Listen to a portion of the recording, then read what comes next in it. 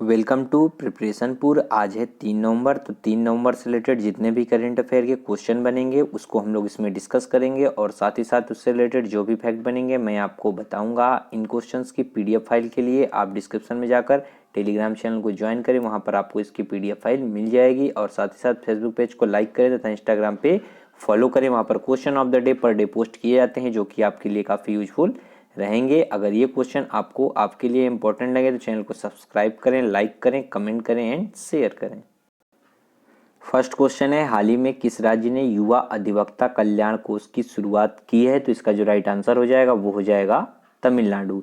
देखिए, तमिलनाडु राज्य सरकार ने हाल ही में पास हुए वकीलों को एक मासिक वजीफा प्रदान करने के लिए युवा अधिवक्ता कल्याण कोष की शुरुआत की है। और यह पहल जो है शुरुआती चुनौतियों को समझने में नए उम्मीदवारों को सक्षम करने के उद्देश्य से शुरू की गई है। और पहल के तहत जो है वकीलों को अदालत में एक वकील के रूप में अभ्यास शुरू करने से पहले उन्हें बनाए रखने के लिए 3,000 रुपये का मासिक वजीफा दिया जाएगा। आखिर ऐसा क्यों किया गया है? क्योंकि बार काउंसलिंग में पंजीकरण में जो है इसमें समय लगता है, इसके तहत ये डिसीजन लिया गया है। देखिए, बात यहाँ पर अब तमिलनाडु की है, तो ये रहा मैप में तमिलनाडु। तमिलनाडु की जो कैपिटल है वो है चेन्नई और यहाँ की जो प्रेजेंट टाइम में गवर्नर हैं वो हैं बनवारी लाल पुरोहित और यहाँ के जो चीफ मिनिस्टर हैं वो हैं एडापड्डी के पलानीस्वामी और यहाँ का जो लोक नृत्य है वो है भारतनाट्यम। नेक्स्ट क्वेश्चन है, हाल ही में IIFFB में लाइफ टाइम अचीवमेंट अवार्ड 2020 से किसे सम्मानित किया गया है? तो इसका जो राइट आंसर हो जाएगा वो हो जाएगा ओमपुरी। देखिए, दिवंगत अभिनेता ओमपुरी को India international film festival Boston यानी कि IIFFB 2020 में लाइफ टाइम अचीवमेंट अवार्ड 2020 से सम्मानित किया गया है और इसका आयोजन जो है अमेरिका के बोस्टन में वर्चुअली हुआ था अभी हाल ही में। अब देखिए, बात यहाँ पर IIFFB की है तो इसकी जो फुल फॉर्म होती है वो होती है Indian international film festival of Boston और इसका जो उद्देश्य है वो फिल्मों के माध्यम से सामान्य संबंधों का निर्धारण करके सांस्कृतिक संबंधों पर कब्जा करना है, जो कि गहन संपर्क का निर्माण करता है और बोस्टन में बढ़ते भारतीय अमेरिकी समुदाय को दर्शाता है। नेक्स्ट क्वेश्चन है, हाल ही में 7E परियोजना के तहत उड़ीसा के स्कूलों को विलय किया जा रहा है, यह किस संगठन की एक पहल है? तो इसका जो राइट आंसर हो जाएगा वो हो जाएगा नीति आयोग। देखिए, मानव शिक्षा में परिवर्तन करने के लिए इस परियोजना के तहत उड़ीसा के स्कूलों को विलय किया जा रहा है। National institution for transforming India यानी कि नीति आयोग की यह एक पहल है और इस पहल के तहत जो है उड़ीसा की राज्य सरकार कम नामांकन के परिणाम स्वरूप 15 जिलों के 8,000 से अधिक स्कूलों का विलय कर रही है। अब देखिए, बात यहाँ पर 7E परियोजना की है तो यह पहल जो है वो 3 रोल मॉडल राज्यों के निर्माण के लिए 2 महत्वपूर्ण क्षेत्रों स्वास्थ्य और शिक्षा पर केंद्रित है। अब देखिए, बात यहाँ पर नीति आयोग की है तो नीति आयोग की फुल फॉर्म होती है national institution for transforming India और इसकी स्थापना जो है 1 जनवरी 2015 को हुई थी। इसका जो हेडक्वार्टर है वो नई दिल्ली में है और इसके जो प्रेजेंट टाइम में चेयरपर्सन यानी कि अध्यक्ष हैं वो है नरेंद्र मोदी। और यहाँ से आपको एक बात याद रखनी है कि जो भी अपने देश के प्रधानमंत्री होते हैं वो इसके चेयरपर्सन यानी कि अध्यक्ष होते हैं और इसके जो वाइस चेयरपर्सन हैं वो हैं राजीव कुमार और इसके जो CEO यानी कि चीफ एग्जीक्यूटिव ऑफिसर हैं वो हैं अमिताभ कांत। नेक्स्ट क्वेश्चन है, हाल ही में किस संस्था ने ग्रीन इनिशिएटिव के तहत जापान सरकार के साथ एक समझौते पर हस्ताक्षर किए हैं? तो इसका जो राइट आंसर हो जाएगा वो हो जाएगा NTPC लिमिटेड। देखिए, NTPC लिमिटेड जिसे पहले national thermal power corporation limited के रूप में जाना जाता है, इसने जो है जापान सरकार के साथ Japan bank for international cooperation यानी कि JBIC के ग्रीन इनिशिएटिव के तहत एक समझौते पर हस्ताक्षर किए हैं और इसमें जो है वैश्विक पर्यावरण संरक्षण सुनिश्चित करने के लिए परियोजनाओं के लिए JBIC यानी कि Japan bank for international cooperation के आउटरीच कार्यक्रम के तहत NTPC को सुविधा प्रदान की गई है।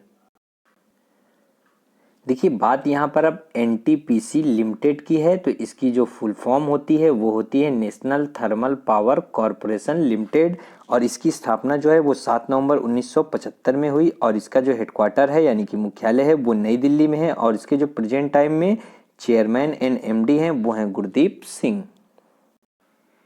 नेक्स्ट क्वेश्चन है, हाल ही में कौन सा बैंक भारतीय रिजर्व बैंक आरबीआई के नए अकाउंट एग्रीगेटर फ्रेमवर्क पर लाइव होने वाला भारत का पहला बैंक बन गया है? तो इसका जो राइट आंसर हो जाएगा वो हो जाएगा इंडस इंड बैंक। देखिए इंडस इंड बैंक आरबीआई के अकाउंट एग्रीगेटर फ्रेमवर्क पर लाइव होने वाला देश का पहला बैंक बन गया है।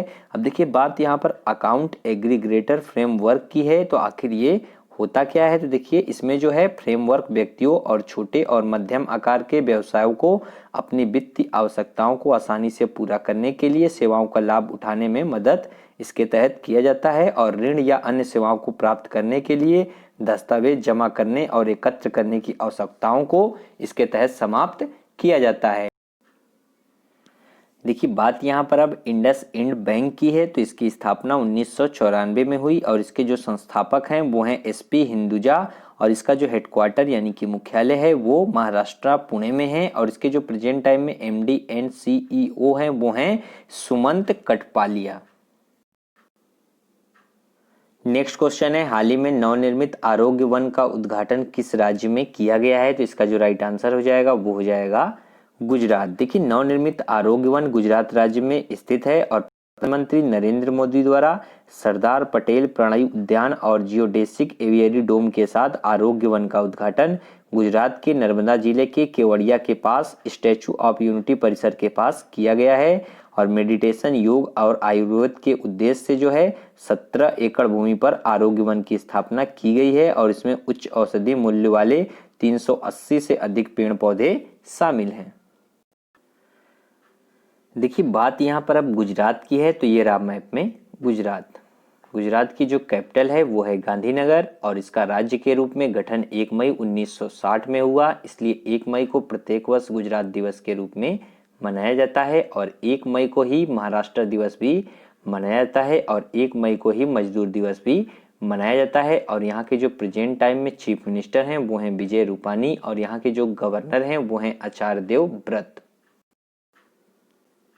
नेक्स्ट क्वेश्चन है, हाल ही में तंजानिया के राष्ट्रपति के रूप में पुनः किसे नियुक्त किया गया है? तो इसका जो राइट आंसर हो जाएगा वो हो जाएगा जॉन मैगुफुली। देखिए तंजानिया के राष्ट्रीय चुनाव आयोग ने तंजानिया के राष्ट्रपति के रूप में पुनः जॉन मैगुफुली की घोषणा की है। इन्होंने जो है कुल 12.5 मिलियन वोट यानी कि कुल वोटों के 85% के साथ चुनाव जीता है। देखिए बात यहाँ पर अब तंजानिया की है, तो ये रहा मैप में तंजानिया। तंजानिया जो है एक पूर्वी अफ्रीकी देश है जिसकी राजधानी डोडोमा है, और यह सेरेंगेटी नेशनल पार्क और किलिमांजारो नेशनल पार्क के मैदानों के लिए प्रसिद्ध है, और यहाँ के अब जो प्रेसिडेंट हैं वो तो बन गए हैं जॉन मैगुफुली। नेक्स्ट क्वेश्चन है, हाल ही में किस राज्य सरकार ने पटाखों की बिक्री एवं आतिशबाजी पर रोक लगा दी है? तो इसका जो राइट आंसर हो जाएगा वो हो जाएगा राजस्थान। देखिए राजस्थान सरकार ने दिवाली पर पटाखों की बिक्री पर प्रतिबंध लगा दिया है, और राजस्थान सरकार ने कोरोना संक्रमण को फैलने से रोकने और कोविड-19 की परेशानी के मद्देनजर दिवाली पर पटाखों की बिक्री और आतिशबाजी पर रोक लगा दी है। मुख्यमंत्री अशोक गहलोत ने जो है इसके अतिरिक्त अधिकारियों को बिना फिटनेस के धुआं उगलने वाले वाहनों पर भी सख्त कार्रवाई के निर्देश दिए हैं। देखिए बात यहाँ पर अब राजस्थान की है, तो ये रहा मैप में राजस्थान। राजस्थान की जो कैपिटल है वो है जयपुर, और इसका राज्य के रूप में गठन 30 मार्च 1949 में हुआ, और यहाँ के जो प्रेजेंट टाइम में गवर्नर हैं वो हैं कलराज मिश्र, और यहाँ के जो चीफ मिनिस्टर हैं वो हैं अशोक गहलोत। और राजस्थान जो है अपने देश भारत का क्षेत्रफल की दृष्टि से सबसे बड़ा राज्य है। नेक्स्ट क्वेश्चन है, हाल ही में भारत सरकार किस देश से 30,000 टन आलू आयात कर रही है? तो इसका जो राइट आंसर हो जाएगा वो हो जाएगा भूटान। अभी जो है हाल ही में भारत सरकार भूटान से 30,000 टन आलू आयात कर रही है, और ऐसा आलू की घरेलू आपूर्ति को बढ़ाने और कीमतों को कम करने के लिए किया जा रहा है, और 7,000 टन प्याज पहले ही जो है आयात किया जा चुका है, और इसके अलावा दिवाली से पहले 25,000 टन और प्याज आने की उम्मीद है। देखिए बात यहाँ पर अब भूटान की है, तो ये रहा मैप में भूटान। भूटान की जो कैपिटल है वो है थिम्पू, और यहाँ के जो किंग हैं वो हैं जिग्मे खेसर नामग्याल वांगचुक, और यहाँ के जो पीएम यानी कि प्रधानमंत्री हैं वो हैं लोतेय तसेरिंग, और यहाँ की जो करेंसी है वो है नगुल ट्रम। नेक्स्ट क्वेश्चन है, केंद्र सरकार ने स्वास्थ्य और चिकित्सा के क्षेत्र में सहयोग के लिए भारत और किस देश के बीच एक समझौता ज्ञापन पर हस्ताक्षर को मंजूरी दे दी है? तो इसका जो राइट आंसर हो जाएगा वो हो जाएगा कंबोडिया। देखिए, केंद्रीय मंत्रिमंडल ने स्वास्थ्य और चिकित्सा के क्षेत्र में सहयोग के लिए भारत और कंबोडिया के बीच एक समझौता ज्ञापन पर हस्ताक्षर को मंजूरी दे दी है और इस संबंध में स्वास्थ्य मंत्रालय द्वारा जारी बयान के अनुसार जो है यह समझौता ज्ञापन स्वास्थ्य क्षेत्र में संयुक्त पहल और प्रौद्योगिकी विकास के माध्यम से दोनों देशों के बीच सहयोग को प्रोत्साहित करेगा और यह समझौता जो है वो हस्ताक्षर होने की तिथि से 5 वर्ष की अवधि के लिए लागू होगा। देखिए, बात यहाँ पर अब कंबोडिया की है, तो कंबोडिया की जो कैपिटल है वो है फोनोफेन और यहाँ के जो प्रधानमंत्री यानी कि पीएम है वो हैं हुन सेन और यहाँ की जो करेंसी है वो है राइल। नेक्स्ट क्वेश्चन है, हाल ही में कौन सा बल्लेबाज टी20 क्रिकेट में 1000 छक्के लगाने वाला विश्व का पहला बल्लेबाज बन गया है? तो इसका जो राइट आंसर हो जाएगा वो हो जाएगा क्रिस यानी कि क्रिस्टोफर हेनरी गेल। देखिए, वेस्टइंडीज के क्रिस गेल ने टी20 क्रिकेट में 1000 छक्के लगाने वाले दुनिया के पहले खिलाड़ी बन गए हैं। इन्होंने जो है इंडियन प्रीमियर लीग यानी कि आईपीएल में किंग्स 11 पंजाब की ओर से खेलते हुए राजस्थान रॉयल्स के खिलाफ यह उपलब्धि हासिल की है और वेस्टइंडीज के किरोन पोलार्ड जो है वो 690 छक्कों के साथ दूसरे नंबर पर और न्यूजीलैंड के पूर्व खिलाड़ी ब्रेडम मैकुलम ने जो है 485 छक्कों के साथ तीसरा स्थान पे हैं और ऑस्ट्रेलिया के शेन वाटसन जो है वो 470 छक्कों के साथ चौथे स्थान पर हैं।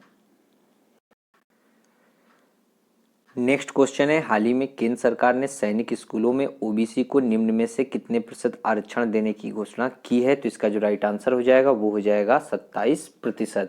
देखिए, अभी केंद्र सरकार ने सैनिक स्कूलों में ओबीसी को 27% आरक्षण देने की घोषणा की है और रक्षा मंत्रालय के तहत कार्य करने वाले सैनिक स्कूल सोसाइटी देश में ऐसे 33 आवासीय विद्यालयों का प्रबंध करती है और यह आरक्षण जो है वो नीति शैक्षणिक सत्र 2021-2022 से लागू होगा और सरकार के अनुसार जो है प्रत्येक सूची में 15% सीटें अनुसूचित जाति के लिए आरक्षित हैं, 7.5% जो सीटें हैं वो अनुसूचित जनजाति के लिए हैं और 27% सीटें गैर क्रीमी लेयर ओबीसी के लिए आरक्षित हैं। देखिए, बात यहाँ पर अब रक्षा मंत्रालय यानी कि डिफेंस मिनिस्टर की है, तो प्रेजेंट टाइम में हमारे जो डिफेंस मिनिस्टर हैं वो हैं राजनाथ सिंह। लास्ट क्वेश्चन जो क्वेश्चन ऑफ द डे में आपसे पूछा गया था वो पूछा गया था कि हाल ही में किस देश ने विश्व की पहली साइंटून आधारित पुस्तक बाय बाय कोरोना जारी की है? तो इसका जो राइट आंसर था वो था भारत। नेक्स्ट क्वेश्चन है क्वेश्चन ऑफ द डे में आपके लिए कि हाल ही में किस राज्य ने भूमि और संपत्ति पंजीकरण के लिए धरणी पोर्टल लॉन्च किया है? तो इसका जो राइट आंसर है आपको कमेंट बॉक्स में कमेंट करके बताना है और साथ ही साथ इसके बारे में भी लिखना है। अगर ये क्वेश्चन आपको आपके लिए इम्पोर्टेंट लगे तो चैनल को सब्सक्राइब करें, लाइक करें, कमेंट करें एंड शेयर करें और इन क्वेश्चंस की ऑडियो फाइल के लिए आप डिस्क्रिप्शन में जाकर खबरी चैनल के लिंक पे क्लिक कर प्रिपरेशन बुक को फॉलो करें। वहाँ पर इसकी ऑडियो फाइल ऑडियो रिवीजन के रूप में आपको मिलेगी जो कि आपके लिए काफ़ी यूजफुल रहेगी। आज के लिए इतना ही रखेंगे। Thank you.